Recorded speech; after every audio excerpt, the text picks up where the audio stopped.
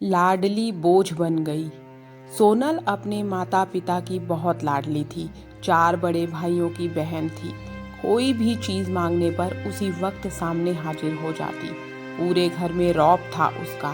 पूरे परिवार और नौकरों पर राजकुमारी की तरह हुक्म चलाती थी सोनल। कॉलेज में भी पूरा रोब था उसका। बड़े घर की लाडली जो थी वह, उसके ठाट बाट बड़ी गाड़ी में आना जाना, हर दिन नया फैशन देखकर हर कोई उससे दोस्ती करना चाहता था। पूरे कॉलेज में उसकी अपनी ही एक पहचान थी। इन दिनों उसके घर एक रिश्ता आया।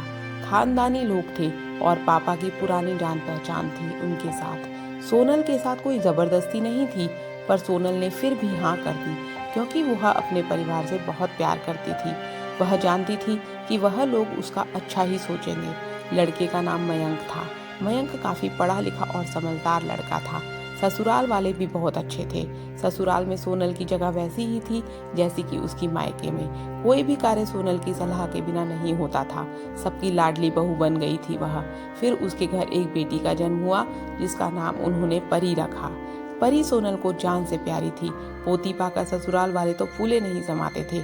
सोनल कभी कभी सोचती कि उसकी किस्मत कितनी अच्छी है। उसका हर अपना उसे कितना प्यार करता है। चाहे जीवन में कैसा भी समय आए, मेरे अपने हमेशा मेरे साथ हैं। मैं कभी अकेली नहीं हो सकती। कितनी खुशकिस्मत हूँ मैं। पर शायद सोनल की खुशियों को उसकी अपनी ही नजर लग गई थी। एक दिन वह मायके जाने की जिद कर बैठी। मयंक को बहुत काम था, लेकिन वह फिर भी उसे ले गया। रास्ते में उनकी गाड़ी अन्य गाड़ी से टकरा गई। सोनल, मयंक और परी बहुत बुरी तरह से जख्मी हो गए। काफी दिनों के इलाज के बाद मयंक और परी तो ठीक हो गए, लेकिन सोनल पूरी तरह ठीक न हो सकी। सर पर चोट लगने के कारण वह अपनी आंखों की रोशनी खो बैठी और एक पैर से लंगड़ाने लगी। अब सोनल की किस्मत जैसे उल्टे पांव चलने लगी।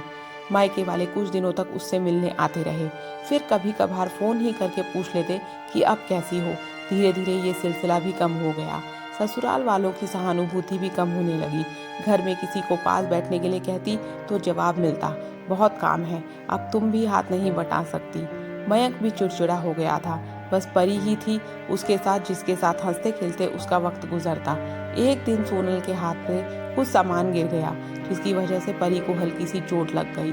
सोनल के साथ ससुर ने परी को उससे अलग कर दिया कि कहीं उसके न देखने की वजह से बच्ची को कोई नुकसान न हो जाए।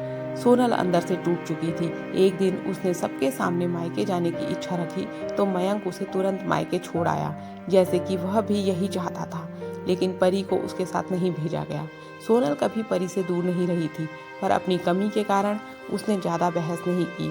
सोनल को लगा कि वह 2-3 दिन वहां रहेगी तो थोड़ा हवा पानी बदल जाएगा, क्योंकि वह कितने दिनों से कहीं भी बाहर नहीं गई थी। घर वाले भी इतने दिनों बाद उसे देखकर कितने खुश होंगे। सोनल के घर पहुंचने पर सब लोग बहुत खुश हुए। खाने में सब कुछ सोनल की पसंद का ही बना था। उसने अपने मम्मी पापा और भाई भाभीियों से दिल खोल कर बातें की। उनके छोटे छोटे बच्चे भी बुआ के साथ घुल मिल गए थे। रात को सोने के वक्त जब वह कपड़े बदलने लगी तो उसे पता चला कि उसका बैग तो बहुत भरा हुआ था। वह सब समझ गई, बहुत उदास हो गई। कुछ दिनों तक तो सब ठीक चलता रहा, फिर सब जैसे बदलने लगा। सबका व्यवहार बदल रहा था। वह लोग जैसे थक चुके थे उससे। सब लोग घुमा फिरा कर पूछने लगे कि मयंक कब आ रहा है उसे ले जाने। वह बहाना बना देती, जबकि वह जानती थी कि उसके घर में अब उसके लिए कोई जगह नहीं। सोनल ने चलते वक्त कुछ ना कुछ नुकसान हो जाता। थोड़ी बहुत टोका टोकी उसे सुनाई देती, वह टाल देती थी। एक दिन उसके हाथ से लगकर एक कीमती पेंटिंग टूट गई। बड़ी भाभी ने बहुत हंगामा मचाया। सोनल के माता पिता रोज रोज के झमेलों से तंग आ गए थे। उन्होंने मयंक को खुद से फोन कर दिया। मयंक सोनल को अपने घर ले गया। सोनल को अपने परिवार वालों से ये उम्मीद ना थी। जिस सोनल के कहे बिना घर में एक पत्ता भी नहीं हिलता था, उस घर के लिए अब वह बोझ बन चुकी थी। मयंक के साथ ससुराल आते वक्त वह बहुत खुश थी, क्योंकि वह अपने घर जा रही थी, अपने जिगर के टुकड़े परी के पास। परंतु यह खुशी भी कुछ पल की ही थी। सारा बंदोबस्त पहले से ही किया हुआ था। सोनल को सीधे ऊपर वाले कमरे में पहुंचा दिया गया। परी से दूर रहने की सख्त चेतावनी दी गई। एक काम वाली मीना को उसकी जिम्मेदारी सौंपी गई, जो उसके खाने पहनने जैसी जरूरतों का ध्यान रखती। सोनल ज्यादातर चुप ही रहती।